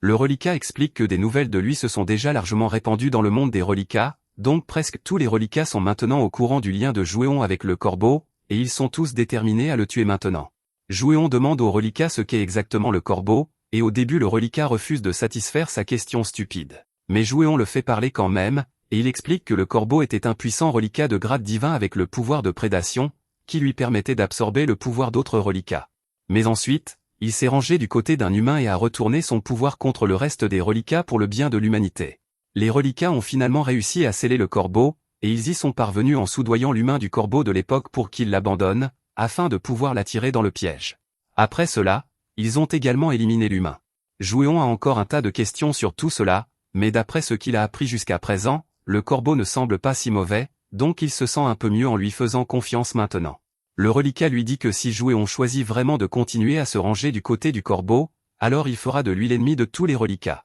Mais Jouéon est d'accord avec cela, car il n'a jamais eu l'intention de se lier d'amitié avec des reliquats en premier lieu. Le reliquat devient frustré par l'attitude de Jouéon et décide de le tuer en faisant apparaître une tonne de bêtes poissons. Au début, Jouéon n'a aucun mal à les découper, mais finalement, sa lame se brise car elle était encore assez endommagée au départ. C'est à ce moment que Jouéon réalise qu'il ne devrait probablement pas continuer à se battre ici, alors il dit à Yanagi qu'ils doivent trouver un canot de sauvetage et sortir d'ici. Cependant, juste à ce moment, Vivien et ses gardiens arrivent, car une fois que les effets des chatouilles se sont estompés, elle a dénoncé Jouéon. Maintenant, Thomas a l'intention de lui faire rendre tous les reliquats qu'il a volés à Vivien. Jouéon n'a aucune intention de rendre quoi que ce soit, en fait, il dit qu'il va aussi prendre le reliquat de Thomas pour lui-même. Mais s'il veut faire cela, alors il va devoir battre Thomas en premier, et ce n'est pas exactement chose facile. Thomas est anormalement rapide pour quelqu'un de sa taille, et bien que Jouéon ait toujours l'avantage en termes de vitesse et de compétence, il peut voir que bien que le reliquat qu'il tient ressemble à un tuyau, sa vraie forme est en fait celle d'une épée. Donc, s'il reçoit un coup direct de cette chose, il va certainement mourir. Pour s'assurer que cela n'arrive pas, Jouéon prend sa hache et se prépare à charger à nouveau pour un deuxième round.